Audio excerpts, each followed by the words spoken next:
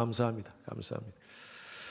제가 어릴 때 좋아했던 저희 아버님이 음악을 참 좋아하셨습니다. 그래서 음악을 많이 들으셨는데 집에 그 레코드판 있지 않습니까? 옛날에 레코드판 큰 거, 그 음악 틀어놓고 음악을 많이 들으셨는데 그 중에 제가 아주 기억이 나는 노래가 있습니다. 희망의 나라로라는 노래 아십니까? 희망의 나라로. 아주 오래된 이 노래는 일제 강점기에 쓰여졌던 노래입니다. 잘 모르시는 분들을 위해서 제가 한번 불러드릴까요? 배를 저가자 험한 바다 물결 건너 저편 언덕에 짜란 짠짠짠짠짠 이렇게 이런 노래인데 아주 밝은 노래입니다. 일제 강점기 참 국가적인 큰 위기의 상황이었습니다. 그때 이 노래는 우리 민족들에게 큰 희망을 주었던 노래였습니다. 지금 우리 대한민국은 또 다른 그런 국가적인 위기 가운데 놓여 있습니다. 대통령이 탄핵되고 나라의 지도자가 없는 상황에서 정치, 경제, 외교, 안보적으로 총체적 위기 가운데 있습니다. 이런 상황 속에서 지난주에 미국 트럼프 대통령이 관세 정책을 발표를 했는데 다음 달부터 한국산 알루미늄, 철강에 25% 관세를 매기겠다고 합니다. 뿐만 아니라 자동차, 반도체도 앞으로 관세 부과를 검토하겠다고 그렇게 얘기를 합니다.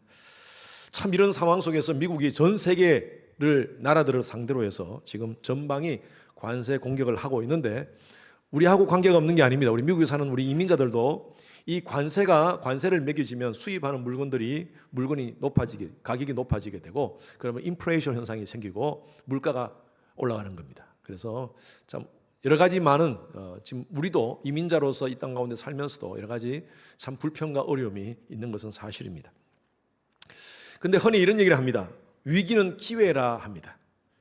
이런 상황 속에서 이런 위기를 어떻게 반응하느냐, 어떤 자세로 맞이하느냐에 따라서 어쩌면요 이것이 기회가 될 수도 있습니다.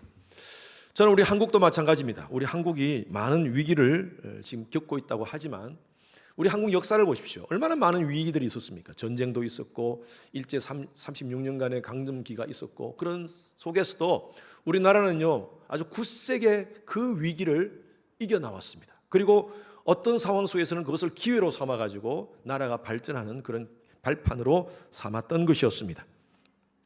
저는 우리 대한민국은 하나님이 지키는 나라인 줄로 저는 확신합니다. 여러분 믿죠? 하나님께서 책임져 주시리라 저는 믿습니다. 우리가 이민자로서 우리 한국의 여러 가지 상황들을 바라보면서 함께 기도하고 또 나라를 붙잡고 우리가 몸부림치면서 기도할 때 하나님께서 우리나라의 모든 위기를 오히려 기회로 역전시켜 주시리라 저는 믿습니다. 우리 이런 말이 있지 않습니까? 유명한 시인데 러시아 문학가인 푸시켄이라는 사람이 삶이라는 시에서 이렇게 얘기합니다. 삶이 그대를 속일지라도 슬퍼하거나 노하지 마시오. 슬픔의 날을 참고 견디면 즐거운 날이 올 것이니 현재는 언제나 서럽고 미래는 항상 희망이 있어 라고 이렇게 노래를 했습니다. 여러분 기독교는요 희망의 종교입니다. 아무리 절망적인 상황이라도 하나님은 하나님의 백성들이 희망을 가지고 살기를 원하십니다. 아무리 절망적인 상황이라도 예수님 믿는 사람들은요 아이고 죽겠다 하면 안 됩니다. 어떻게 하라고요? 아이고 죽게 있네. 말이 비슷하죠. 아이고 죽게 있네. 이 상황 속에서 하나님의 통치와 하나님의 주권적인 손길이 있다. 그렇게 믿고 희망을 외쳐야 될 것입니다. 창세기 1장에 보면 아침이 되니 밤이 되었다. 그래서 하루가 끝났다. 이렇게 표현하지 않습니다. 창세기 1장에 하루하루 이렇게 지나는 모습 보면 저녁이 되고 아침이 되니 하루가 시작되었다. 이렇게 표현합니다. 밤에서 아침이 되는 거예요. 캄캄하면서 빛을 바라보는 것이 바로 신앙입니다. 오늘 우리 본문 말씀이 바로 그런 말씀입니다. 이사야가 유대 민족을 향하여 그 당시에 유대 민족은요 캄캄한 밤이었습니다.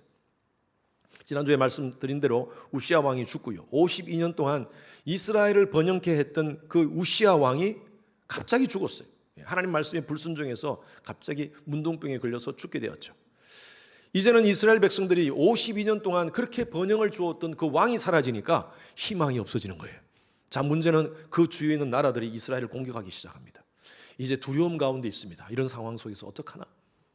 하나님이요 이런 상황에서 주위의 나라들을 의지하지 말고 우시아를 바라보지 말고 하나님은 계속 이스라엘을 향하여 구애를 하셨습니다.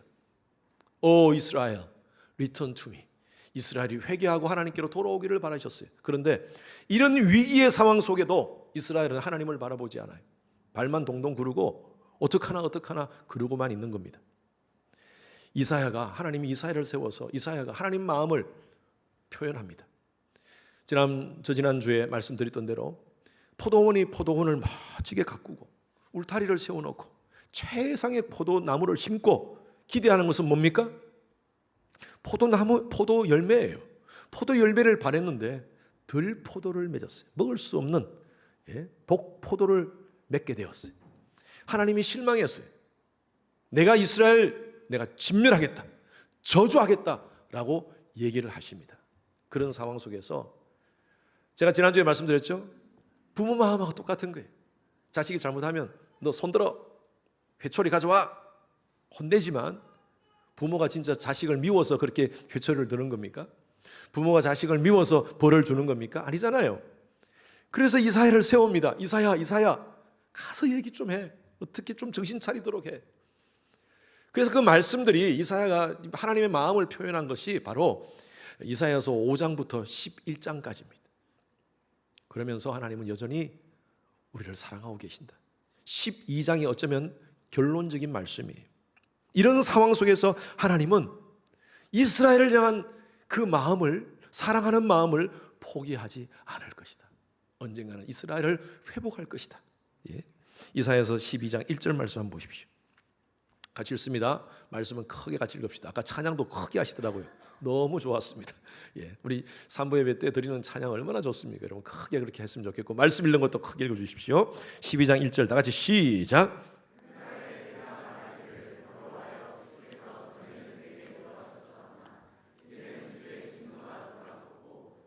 그래서 나를 아니하시오니 내가 주께 감사하겠나이다 할 것이니라. 지금 상황은요 하나도 변화된 게 없습니다. 지금 여전히 이스라엘은 위험 가운데, 위기 가운데 놓여 있습니다. 놓여 있음에도 불구하고 이사야는 하나님이 우리 이스라엘을 포기하지 않았어. 오히려 이런 상황 속에서 하나님은 이스라엘을 회복해 주실 것을 믿고 이스라엘 백성들이여 하나님께 감사드리자. 여러분 이것이 바로 우리가 문제 가운데 문제를 접한 하나님의 백성들이 문제를 반응하는 그런 반응의 모습이 돼야 될 줄로 믿습니다. 그죠? 여러분 문제를 바라보면 아무 희망이 없어요. 캄캄해요. 힘들어요. 그러나 문제를 묵상하지 말고 문제 뒤에 계시는, 우리를 붙잡고 계시는 하나님을 바라보자는 거예요. 바로 여기서 그날에라는 말이 바로 회복의 날을 하나님께서 허락해 주신다는 것입니다. 여러분 지금 힘들고 어려운 상황 가운데 있습니까? 환경이 너무나 힘듭니까? 이미 왔는데 모든 것이 지금 예상만큼 풀리지 않은 상황 가운데 있습니까? 직장 속에서 어려움을 당하고 있습니까? 비즈니스 가운데서 여러분 힘들고 지금 여러 가지 모든 것들이 막혀져 있습니까? 여러분 사람과의 관계 속에서 지금 너무나 그 갈등 때문에 힘들어하고 계십니까? 그래서 지난밤에 잠을 못 주무셨습니까? 모든 문제를 하나님께 맡깁시다. 문제 바라보지 말고 하나님 바라보시기 바랍니다. 오늘 말씀을 통해서 힘을 얻는 그런 귀한 시간 되기를 주님 이름으로 축원합니다. 여러분 두려움의 밤에, 문제의 밤에 희망을 노래하시기 바랍니다. 다 같이 읽읍시다. 시작. 두려움, 희망을 노래하라. 자 오늘 한번 말씀 2절 말씀 한 번 더 읽겠습니다. 우리 희망을 가지고 한번 읽읍시다. 시작. 보라 하나님은 나의 구원이시라. 내가 의뢰하고 즐거움이 없으리니 주 여호와는 나의 힘이시며 나의 노래이시며 나의 구원이십니다. 여러분 우리가 자꾸 힘들면요 고개를 푹 숙이고 있어요. 그런데 지금 이 이사야가 뭐라고 얘기합니까? 이 보라라는 말은 NIV 성경에는 이 보라라는 말이 없어요. 그런데 킹 제임스 버전 원래 히브리 원어에는요 이 보라라는 단어가 behold, 킹 제임스 버전에는 behold라고 이렇게 번역을 했습니다. behold, see, 보라는 거예요. 뭘 보라는 거예요? 땅을 바라보지 말고 문제만 바라보지 말고 지금 막혀있는 그 장애물을 바라보지 말고 답답한 현실만 바라보지 말고 하나님 바라보라는 거예요. 하나님. 할렐루야. 그 하나님 누구십니까? 우리의 구원이라는 거예요. 그 하나님 신뢰하며 바라보라는 거예요. 두려움 가운데만 있지 말고 발을 동동 구르고 어떡하나 하면서 그렇게 있지 말아요. 여러분, 사람이요, 두려움에 빠지면 이런 정세들이 나타납니다. 정신적으로 육체적으로 약해져요. 예. 우리 교통사고 났을 때 그런 경험하지 않습니까? 교통사고는 예정되어서 나타나지 않습니다. 그죠? 갑자기 쾅 부닥쳐요. 뒤에서 갑자기 쾅 받는다죠. 하면 정신이 없습니다. 정신이 없어요. 예. 그러면 갑자기 막 어떤 서류가 어디 있는지 모르고 인슈런스 카드가 어디 있는지 모르고 정신이 없어요. 정신이 없어요. 그 순간적으로 우리는 잃어버립니다. 정신을. 여러분, 두려움의 상황은요, 우리의 정신적으로 육체적으로 굉장히 약하게 만들어버린다는 것이죠. 그리고 두려움에 처하면요, 사람들은 이기적으로 변합니다. 예. 오래전에 저희들이 한 몇 해 전에 팬데믹 전으로 알고 있는데 IT 선교를 갔습니다. IT 단기 선교를 갔어요. 팀을 짜가지고 갔는데 거기 가면 물을 사람들이 깨끗한 물을 안 마셔요. 그래서 그 바닥에 있는 시커먼 물을 아이들이 먹는 것을 보고 우리가 물을 공급해주자. 마을마다 다니면서 물을 공급해주자 해가지고 물 탱크를 파는 가가지고 그 회사에 가가지고 물을 사가지고 차에 담아가지고 각 마을마다 날렸습니다. 그 마을 사람들이 모이는 거예요. 모이는데 어느 마을에 가니까요, 그 물을 받기 위해서 사람들이 줄을 서라고 하는데 줄도 안 서고요, 서로 물을 더 많이 받으려고 싸우고 심지어 옆에 사람을 때리더라고요. 그것도 여자분이. 동네 사람 아닙니까? 동네 사람? 다 알고 있는 사람이 아니에요. 무슨 댁 하면서 같이 우리 한국으로 따진다면 그렇게 같이 아는 사람들인데도 불구하고 그 물 더 받으려고 막 싸우는 거예요. 그거 보면서 깨달았습니다. 사람이 두려움에 빠지면 철저하게 이기적으로 변하는구나. 내가 이 물 받지 못하면 내가 죽을 수도 있어. 내가 병들 수도 있어. 내가 이 물 받지 못하면 내 자식들이 힘들 수도 있어. 그러니까요, 사람이 눈이 변하는 거예요. 시뻘겋게 변하는 거예요. 여러분, 우리가 의자 차지하는 게임 해보셨죠? 시작은 아주 분위기 좋게 시작합니다. 이렇게 쭉 둘러서 가지고 사람 수보다 작은 의자를 안에 놓습니다. 그리고 돌아다니면서 노래 부르잖아요. 뭐라고 노래 부릅니까? 둥글게 손뼉을 치면서 랄라랄라 즐겁게 노래합시다 하면서 둥글둥글 하다가 휘바람을 쫙 불면 우당탕탕탕탕 하면서 사람들이 의자 자리를 차지합니다. 제가 저희 교회에서도 한번 언젠간 그가 우리 캠프장에 가가지고 한번 그걸 했는데 그때는요, 목사도 안 보여요. 그냥 제가 앉으려다가 갑자기 튕겨나갔어요. 야, 그럴 수가 있나. 근데 이게 게임이에요, 게임. 그죠? 게임에서 지면 죽는 거예요, 거기서. 벌칙이 있는 겁니다, 벌칙. 그러니까 이 죽음에 대한, 뭐 실제적으로 죽는 건 아니지만, 게임에서 떨어지는 거지만, 떨어지면 벌칙이기 때문에 그 벌칙에 대한 두려움. 제가 제대로 된 비유인지 모르겠지만, 사람은요, 두려워지면 이런 아주 철저한 이기적인 그런 존재로 변하게 되는 것입니다. 그리고 두려움은요, 우리로 하여금, 사람으로 하여금 현실을 도피하도록 만듭니다. 지금 경기가 많이 힘들어지고 사람들이 힘들어지니까요, 잘 되는 곳이 있습니다. 술집하고 점집입니다. 한국이 그렇대요. 술집, 지금 경기가 많이 힘들잖아요. 그럼에도 불구하고 사람들은 술 먹은 돈은 있는 것 같아요. 술집이 잘 된대요. 지금 라스베가스가 다른 도시들보다 잘 됩니다. 지금 도시가. 제가 아는 분도 캘리포니아에 계시는, 오렌지 카운티에 계시는데 라스베가스로 이주를 하신대요. 너무 물가가 비싸고 힘드니까 라스베가스가 그래도 살만하다고 해서 그쪽으로 이주하시는 분이 있어요. 라스베가스보다 더 좋은 도시가 어디냐? 오스틴입니다. 그래서 라스베가스에서 오스틴은 또 이주하신 분도 계시는데, 어쨌든 라스베가스에 사람들이 많이 모이는 이유가 뭐냐면요, 물론 살기 좋아서 모이는 것도 있지만 거기에 도박하는 사람들이 있어요. 그곳에 가서 돈 쓰는 사람들이 있습니다. 현실이 너무 힘들고 어려우니까 현실 도피인 거예요. 현실 도피. 돈이 있어서가 아니라 그냥 너무 살기 힘들었어.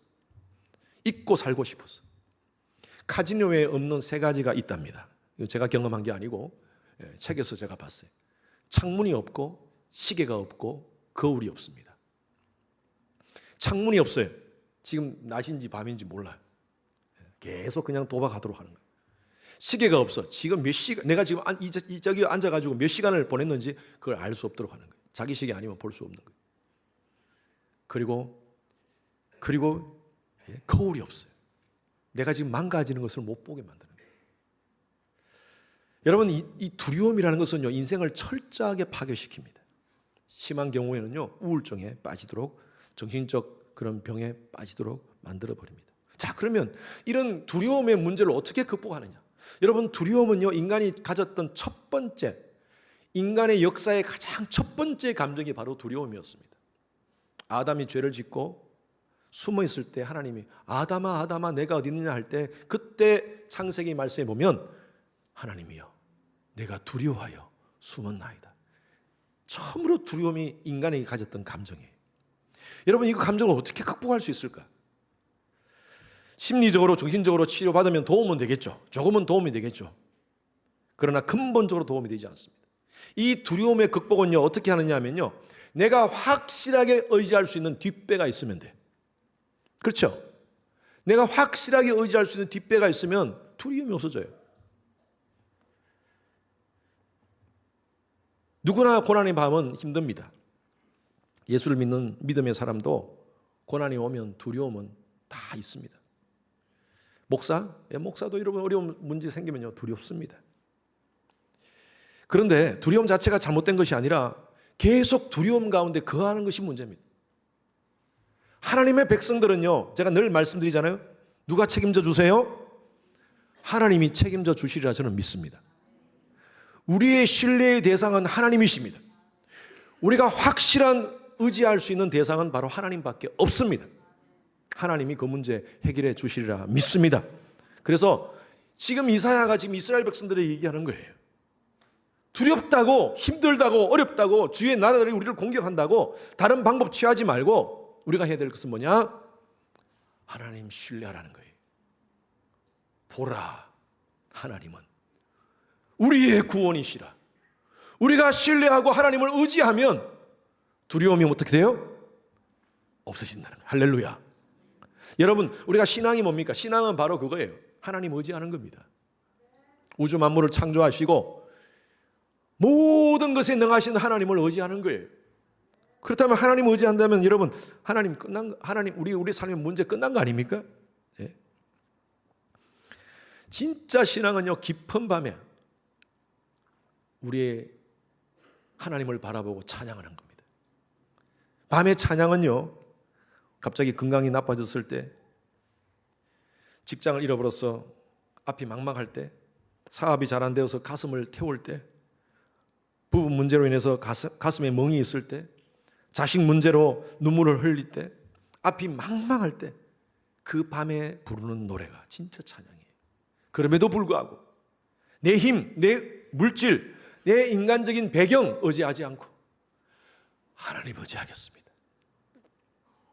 이럴 때 부르는 것이 진짜 하나님 찬양이에요. 다윗은 정말 힘들고 어려울 때, 여러분, 우리가 힘들고 어려우면요, 내 의지로 참 하나님 찬양하기 참 힘들어요.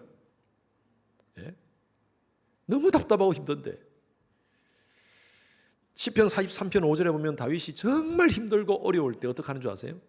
자기의 영혼을 향하여 명령합니다. 자기의 영혼을 향하여, 예? 내 의지로 지금 힘들지만 내 영혼아 하면서 이렇게 고백해요. 내 영혼아, 내가 어찌하여 낙심하여 어찌하여 내 속에 불안하는고? 너는 내 하나님께 소망을 두라. 그가 나타나 도우심으로 말미암아 내 하나님을 여전히 찬송하리로다. 할렐루야. 여러분, 힘들고 어려울 때, 다시 일어나기 힘들 때, 여러분 자신을 향하여, 여러분 영혼을 향하여 멸명하십시오. 내 영혼아, 어찌하여 낭망하느냐? 내 영혼아, 어찌하여 두려워하느냐? 하나님께 소망을 두라. Put your hope in God. 하나님께 소망을 두라. 욥은요, 재산이 다 없어지고 가족들이 다 떠나는 그런 상황 속에서 가장 인생의 어두운 밤 속에서 그런 희망을 갖고 하나님을 찬양합니다. 욥기서 23장 10절 말씀 같이 읽습니다. 시작. 그가 나를 단련하신 후에 내가 정금같이. 아멘. 우리가 부르는 찬양이 있지 않습니까? 나의 길 오직 그가 아시나니 나를 단련하신 후에 내가 정금같이 나오리라. 여러분, 이 노래는요 그냥 막 좋아가지고 이렇게 부르는 찬양 아닙니다. 이건 눈물을 흘리면서 가슴을 쓰라린 가슴을 쥐어짜고 이 상황 하나님 나 도저히 이해되지 않습니다. 그러나 나의 삶의 모든 주권자이신 하나님 아시지 않습니까? 다 보지 않습니까? 이 시간은, 이 고난과 아픔의 시간은 나를 단련하시는 시간인 줄로 믿습니다. 나를 훈련하시는 시간인 줄로 믿습니다. 이 훈련 끝나고 나면 내가 순금같이 나올 줄로 믿습니다. 여러분, 이 대단한 고백입니다. 대단한 고백. 때로는 우리가 이해되지 않는 그런 일들이 벌어집니다. 내가 잘못하지도 않은데 다른 사람 때문에 내가 고난을 당하는 경우도 있어요. 도저히 이해되지 않은 상황에서 우리는 하나님 바라보는 거예요. 믿음과 과학은요 큰 차이가 있습니다. 과학은요 갈 길이 분명하고 증거가 확실해야지 갑니다. 그게 과학의 길이에요. 그러나 믿음의 길은요 하나님의 뜻이라면 내가 갈 바를 알지 못하고 뭔지 모르겠지만 그냥 그 길 가는 거예요. 그게 믿음의 길이에요. 하나님께서는 저와 여러분들을 믿음의 길을 가기를 원하십니다. 아브라함에게 그렇게 얘기했잖아요. 갈 바를 알지 못하고 가는 거예요. 그냥.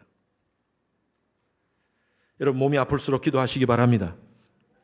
문제가 자꾸 꼬이고 힘들수록 예배 자리에 나와서 하나님 앞에 부르짖고 하나님께 나아가기를 바랍니다. 그럴 때 하나님께서 여러분 문제를 뻥 뚫어주시리라 믿습니다. 두 번째는 구원의 우물가에서 생수를 마시라. 3절 말씀 읽습니다. 한 번 더 읽습니다. 시작. 그러므로 너희가 크게 우물물에서 물을 기르리로다. 미국에 사는 우리들은요 물에 대한 심각한 걸 그렇게 많이 못 느낍니다. 물이 항상 있으니까요. 그런데 지금 팔레스타인 이 지역은 아주 바짝바짝 메마른 땅입니다. 물은 항상 유대인들에게 생존과 연결되어 있습니다. 물이 없으면 죽는 거예요. 그래서 지금 이 이사야가 이스라엘 백성들에게 하나님을 고난 속에서 하나님을 찬양하라, 하나님께 감사하라 그러면서 그렇게 하면 하나님께서 주시는데 물을 주신다는 거예요. 물. 그런데 무슨 물이에요?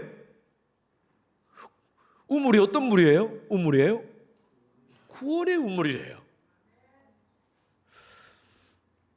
여러분, 사람들이 육적인 갈증보다 더 심각한 갈증이 있습니다. 그것이 바로 영적인 갈증입니다.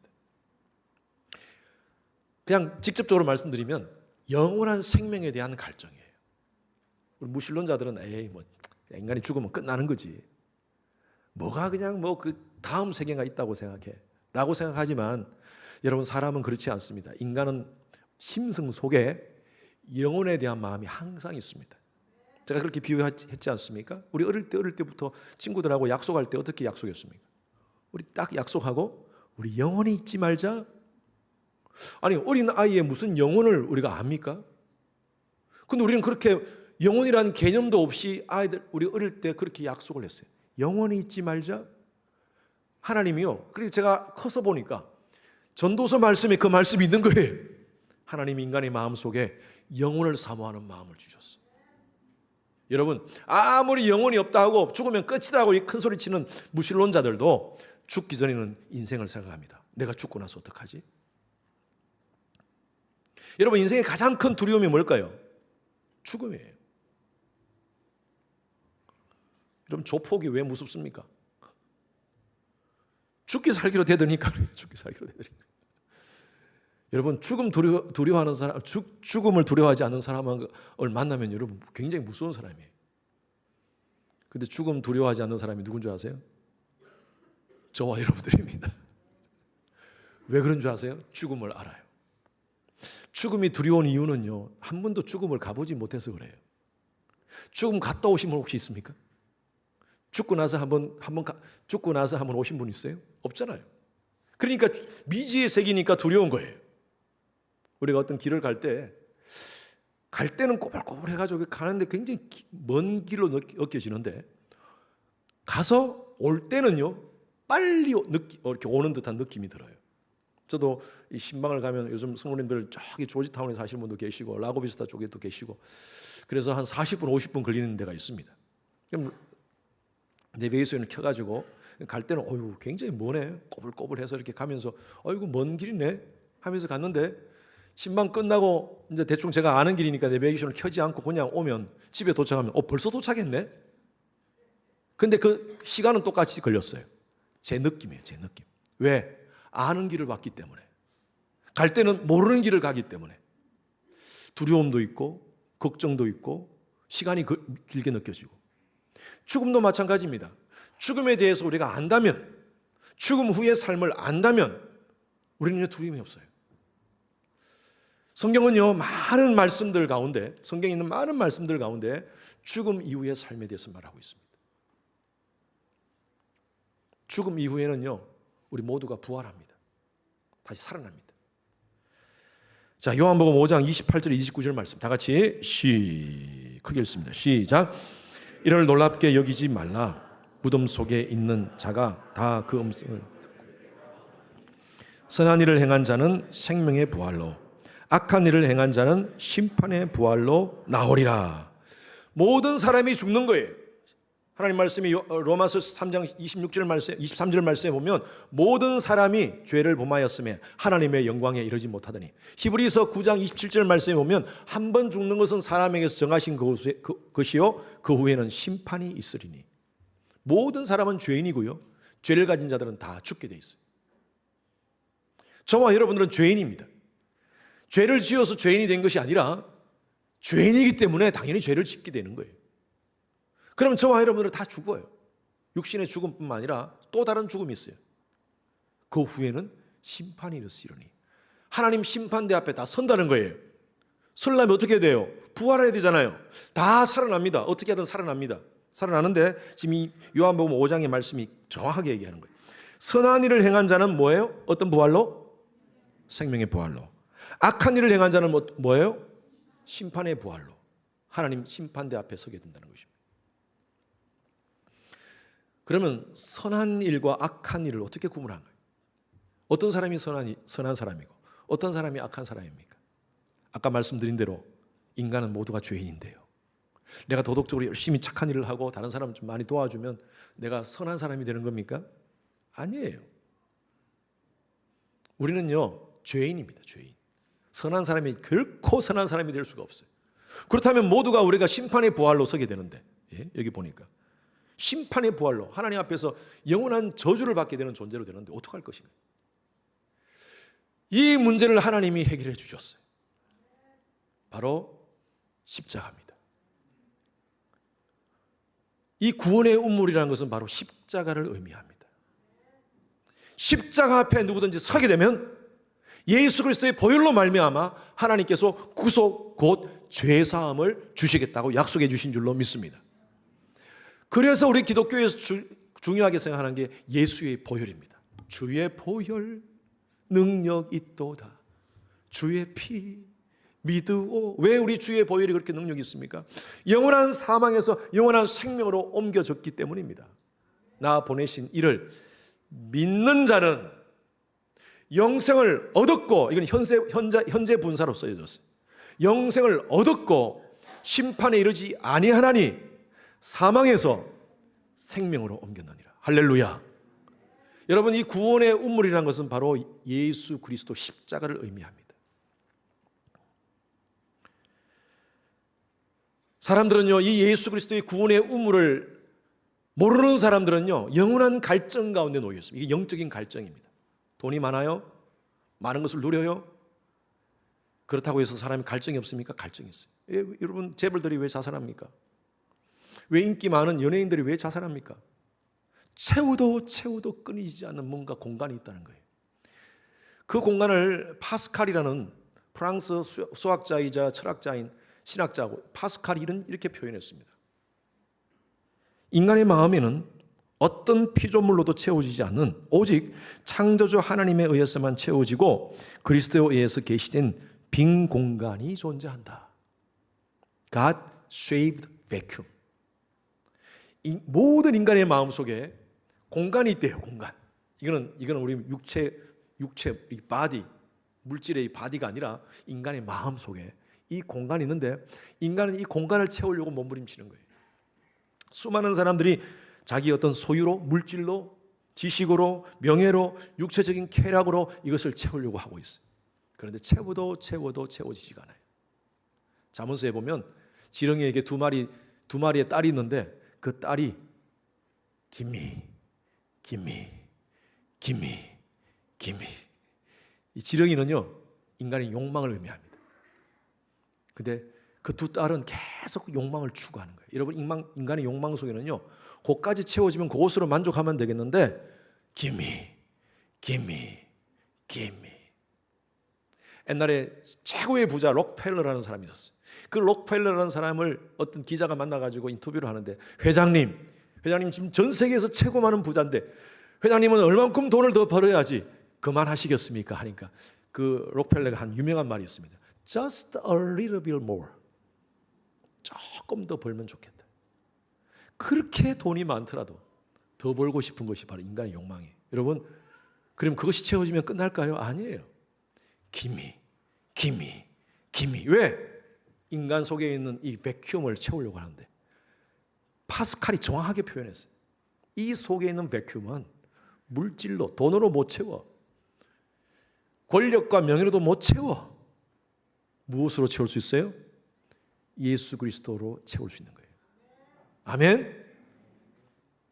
그래서 요즘 술 먹고 도박하는 사람들, 여러분 왜 술을 먹습니까? 도박 왜 합니까? 채워도 끝이 없으니까 계속 끝까지 하는 거예요. 계속. 여러분, 이 갈증의 본질은요, 바로 죄 때문입니다. 죄로 인한 하나님과의 단절 때문입니다. 하나님께서 인간의 이 갈증의 문제를 해결하시기 위해서 구원의 우물을 허락해 주신 거예요. 저와 여러분들은 이 구원의 우물에서 물을 먹고 있는 줄로 믿습니다. 그것이 바로 living water예요. 예수 그리스도. 예수님이 요한복음에 이렇게 표현하셨습니다. 요한복음 7장 37절 38절 말씀 같이 읽습니다. 시작. 명절 끝날 곧 크게 예수께서 서서 외쳐 이르시되 누구든지 목마르거든 내게로 와서 마시라. 나를 믿는 자는 성경의 이름과 같이 그 배에서 생수의 강이 흘러나오리라 하시니라. 아멘. 예. 오늘날 많은 사람들이 인공 음료, 인공 조미료의 혀와 배가 딱 길들여져 있어가지고요, 가짜 먹고 얼마나 좋아하는지 몰라요. 그런데 그걸 먹으면 계속 목마른 거예요. 계속 목마른 거예요. 제가 얼마 전에 어떤 분이 같이 목사님 식사하러 같이 갑시다 해서 태국 음식점에 갔습니다. 와, 그 식당 가니까요, 너무 맛있는 거예요. 근데 음식을 먹고 있는데 제 아내가 전화 왔어요. 여보, 여기 너무 맛있다. 당신하고 언제 한번 오자.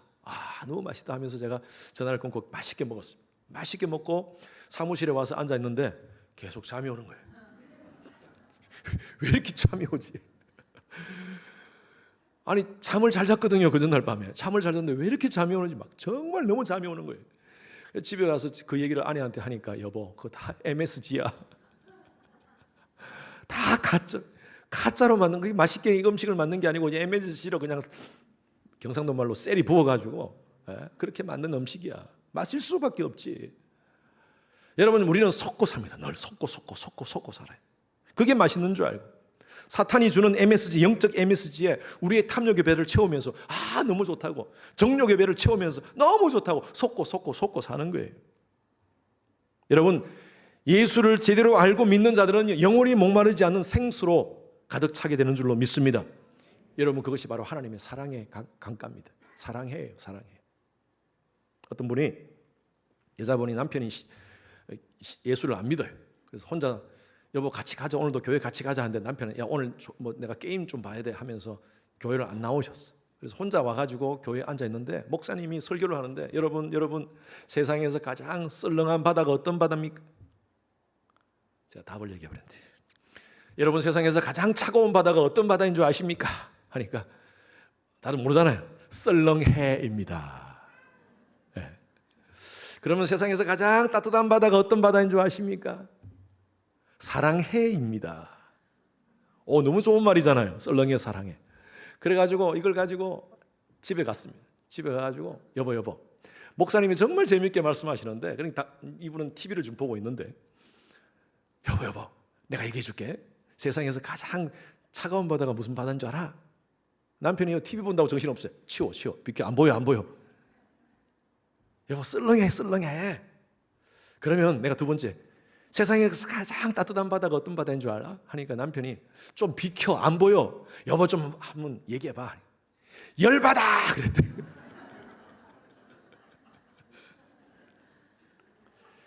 예. 여러분, 열바다가 아니라 하나님의 사랑해가 우리 가운데 있습니다. 사랑해가. 예. 우린 이 바다에 은혜의 생수 안에 잠겨야 돼요. 살면서 우리 노력만으로 이룰 수 없는 수많은 장애물을 만납니다. 그때마다 여러분 관점의 전환이 필요해요. 패러다임 쉬프트라고 그러죠. 관점의 전환이 필요해요. 아까 욥의 고백도 마찬가지입니다. 고난 가운데서 그는 하나님이 나를 단련하신다 그랬어요. 여러분, 고난을 만날 때, 문제를 만날 때, 장애물을 만날 때, 하나님이 나를 훈련시키는구나. 하나님이 많은 것을 주셨습니까? 복을 주십니까? 은혜를 주십니까? 하나님이 나를 사랑하시는구나. 하나님의 은혜구나. 여러분, 그렇게 해석하시기 바랍니다. 현실 삶 자체가 힘든 것이 아니라 때로는요, 현실을 바라보는 부정적인 관점 때문에, 부정적인 해석 때문에 우리가 문제가 돼요. 우리가 잘 알고 있는 민수기 13장에 모세가 가나안 땅을 정복하기 위해서 12명의 정탐꾼을 그곳에 보냅니다. 40일 동안 정탐하고 돌아왔습니다. 그리고 보고를 합니다. 그들의 보고는 정확합니다. 팩트였습니다. 그곳에 가니까 젖과 꿀이 흐르는 땅입니다. 그리고 그곳에 가니까 아낙 자손이라는 큰 덩치 큰 자손들이 있습니다. 그 땅을 차지하는 사람들이 있습니다. 우리가 그들을 이기기는 불가능합니다. 힘듭니다. 이건 두 가지 팩트예요. 좋은 젖과 꿀이 흐르는 땅, 그리고 그곳에 힘이 센 아낙 자손이 사는 것. 이건 팩트입니다. 12명이 동일하게 동의했습니다. 맞습니다. 정말 좋은 땅입니다. 그리고 정말 아주 덩치 큰 아낙 자손들이 사는 곳입니다. 우리가 싸워서 그들을 이기는 힘듭니다. 이 두 가지 팩트는 정확해요. 그런데 그 10명은요, 우린 죽었어. 이제 우리는 이 사막에서 다 죽은 거야. 모세, 당신 때문에 우리 이 백성들이, 수많은 사람들이 다 죽게 되었어 라고 원망불평합니다. 그런데 여호수아와 갈렙은 해석을 다르게 합니다. 똑같은 팩트를 해석을 다르게 합니다. 맞습니다. 아낙 자손은 우리가 싸워서 이기기는 힘든 민족입니다. 그런데 우리에게는 여호와 하나님이 계십니다. 하나님이 우리와 함께 하신다면 가서 이깁시다. 당장 가서 싸웁시다. 그렇게 외칩니다. 그런데 이스라엘 백성들은 다 10명의 말을 들어요. 불평, 불만해가지고 하나님이 어떻게 합니까? 40년 동안 뺑뺑이를 돌립니다. 여러분, 하나님의 백성들은요, 아무리 힘들고 어려운 상황이 되더라도 죽겠다 하시면 안 돼요. 하나님의 주권이 있네. 죽게 있네. 죽겠다 하고 죽게 있네 하고 비슷하잖아요. 죽게 있네. 바울과 실라가 빌립보 감옥에서 온몸이 피투성이 돼가지고 그곳에 있습니다. 복음 전거하다가 예수님을 그리스도라고 고백하다가 온몸이 피투성이 되어서 채찍에 맞고 그 깊은 감옥에 있어요. 아마 두 사람이 녹초가 되었을 거예요. 그때 어떡합니까? 바울이 실라를 깨웁니다. 한밤중에. 실라, 일어나. 우리 하나님 찬양하자. 성경은 자세히 나와 있지 않지만 실라가 아마 정신이, 뭔 소리 하는 거예요 지금? 우리 하나님 찬양하자. 이 상황에서 하나님을 찬양하는 거예요. 그래, 하나님 찬양하자. 그래서 저는요, 이 두 사람에서 그곳에서 하나님 찬양합니다. 보라. 이 노래를 부른 거 아닙니다. 그런데 그렇게 불렀을 것 같아요. 보라, 하나님은 나의 구원이시라. 내가 의뢰하고 두려움 없으리니 주 여호와는 나의 힘이시며 나의 노래시며 나의 구원이라. 그러므로 너희가 기쁨으로 구원의 샘에서 물을 기르리라. 구원의 샘에서 물을 기르리라. 아마 이 찬양을 불렀을 것 같아요. 성경에는 없습니다. 여러분 성경 찾아보지 마세요. 이렇게 찬양하니까 정말 힘들고 어려운 상황 속에서 하나님을 의뢰하고 하나님 신뢰합니다. 이 상황 속에서도 주권적 손길로 함께 하시는 하나님을 찬양합니다 라고 하나님 찬양하니까 어떤 일이 일어났습니까? 사도행전 16장 26절 말씀 다 같이 크게 읽습니다. 시작. 예, 갑자기 큰 지진이 나서 옥토가 움직이고 문이 곧 다 열리며 모든 사람이 메인 것이 다 벗어진지라. 따라하십시오. 옥토가 움직이고 문이 다 열리며 메인 것이 다 벗어진지라. 여러분 삶 가운데서 이런 역사가 일어나기를 바랍니다. 문제 가운데서 문제 묵상하지 않고 하나님 바라보고 하나님 찬양할 때에, 하나님께 감사할 때 오히려 하나님이 기적을 보여주신다는 거예요. 육신의 질병을 가진 자들이 있습니까? 오히려 그 질병 때문에 좌절하거나 낭망하지 마십시오. 하나님 바라보고 찬양하십시오. 하나님께서 기적적으로 치유해 주시리라 믿습니다. 저는 이것을 경험했어요. 20년 전에 저는 찬양을 통해서 많은 하나님의 은혜를 체험하는데 20년 전에 제가 축구를 하다가 허리를 다쳤어요. 디스크가 나와가지고 거의 2달 동안 꼼짝을 못했습니다. 그런데 이미 6개월 전에 비행기 티켓팅을 제가 캘리포니아 살 때, 오렌지 카운티에 살 때 시카고에 있는 컨퍼런스를, 굉장히 유명한 컨퍼런스입니다. 윌로 크릭이라는 그곳에서 하는 컨퍼런스인데 월십 컨퍼런스예요. 그걸 예약을 해놨어요. 안 가려다가 팀들하고 같이 가기 때문에 제가 갈 수밖에 없었습니다. 비행기를 탈 때 테이크오프하고 랜딩할 때만 앉아 있었고요. 나머지는 계속 서 있었습니다. 왜냐하면 앉아 있는 게 너무 괴로웠어요. 컨퍼런스 기간 동안도 3박 4일 동안도 제가 계속 밤에 잠은 딱딱한 바닥에 잤습니다. 침대에 잘 수가 없었어요. 그리고 컨퍼런스 기간 동안도 계속 움직였어요. 허리가 아파가지고. 자리에 앉으면 더 아프니까. 마지막 날 밤에 찬양을 하는데 1시간 반 정도 어떤 분이 오셔가지고 찬양을 인도했어요. 그분이 누구냐 하면 크리스 탐리라는 사람이에요. 그 당시에는 많이 몰랐어요, 사람들이. 저는 그때 처음 봤어요, 이 사람. 크리스 탐리라는 사람을 처음 봤어요. 근데 그때 부르는 찬양이 Give thanks to the Lord. 아시죠? 그냥 그 찬양을 막 부르는데 한 20분간 아마 그 당시에는 신곡이라서, 우리는 지금 9곡인데 그 당시에 신곡이라서 그런지 그것을 한 20분간 부르는 거예요. 그 당시 한 4,000명 정도의 그 당시 전 세계에서 온 월십 리더들이 있었는데 그분들이 막 뛰면서 하나님을 찬양하는 거예요. 교회 본당이 막 울릴 정도로, 쿵쿵 울릴 정도로 하나님을 찬양하는데 저도 너무 기쁜 거예요. 만약에 이 모습을 하나님이 이 모습을 보시면서 얼마나 기뻐하실까 하는 그런 생각 때문에 저도 막 뛰었어요. 막 찬양 같이 했어요. 그리고 잠자고 그 다음 아침에 비행기 타고 LA 공항에 딱 도착했는데 옆에 집사님이 목사님 어제 잠 잘 주무시더라고요. 그리고 목사님 비행기 앉아서 오셨습니다. 나으셨어요. 예? 그러네. 그러면서 제가 나았다고 다른 사람한테 간증 안 했습니다. 왜냐하면요, 또 혹시 아프면 어떡할까?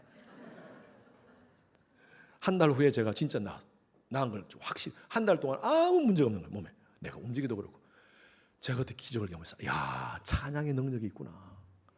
찬양 가운데 하나님이 역사하시는구나. 여러분, 고난의 밤에 힘들고 어려울 때 더 예배의 자리로 나오시기 바랍니다. 여러분, 예수를 하나님을 인정하지 않는 사람들은요, 고난의 밤에 사람들을 원망하고 전화통 들고 다른 사람을 험담하고 부정적인 얘기를 하고 수근수근 거리는 사람은 병든 모습이에요. 고난의 밤에 오히려 하나님 찬양하는 거예요. 하나님이 함께 하실 줄로 믿습니다. 그리고 고난의 밤에 4B를 외치십시오. 여러분, 4B, 첫 번째는 비전을 외치십시오. 두 번째는 벤처를 외치십시오. 도전하십시오. 도전. 가만히 있지 마십시오. 왜 저 허성현 목사라고 썼냐면 제가 만든 거라서 4B. 세 번째로는요, 바이탈리티, 생동력 있게 사십시오. 오히려 힘들고 어려울 때 더 아이들한테 괜찮아, 우리 잘 이겨나가자, 하나님 믿는 사랑 아닙니까? 바이탈리티. 네 번째로는요, 빅토리를 외치십시오. 하나님 승리를 주실 줄로 믿습니다. 그렇게 되면 여러분 삶 가운데 따라하십시오. 문이 열리고 매임은 풀어질지어다. 문은 열리고 매임은 풀어질지어다. 여러분 삶 가운데 그런 기적을 경험하시는 여러분 되시기를 주님의 이름으로 축원합니다. 우리 이 찬양 같이 함께 불러봅시다. 아까 우리 믿음과 삶이라는 그 찬양이 있었는데 이 찬양 같이 함께 부르면서 믿음과 삶을 살아내는 실력이 너무나 다른 내 모습 볼 때 이 모습 주가 사랑하실까? 나 같은 자도 사랑하여 주시고 한 번도 나를 떠나지 않으시는데 아픔 속에 고난 속에 주를 작게 여긴다. 저는 여기 너무 오래 쓰는 거예요. 원래 다른 찬양을 준비했는데 이 찬양을 바꿨습니다. 제가 지금 갑자기 아픔 속에 그 가사 한번 띄워주세요. 아픔 속에 주를 작게 여긴 날. 여러분 문제 속에 문제만 크게 보이고 하나님은 이거 해결할 수 없을 거야 라고 생각했던 나, 그 나를 꾸짖지 않으시고 내 손을 잡아주시는 하나님.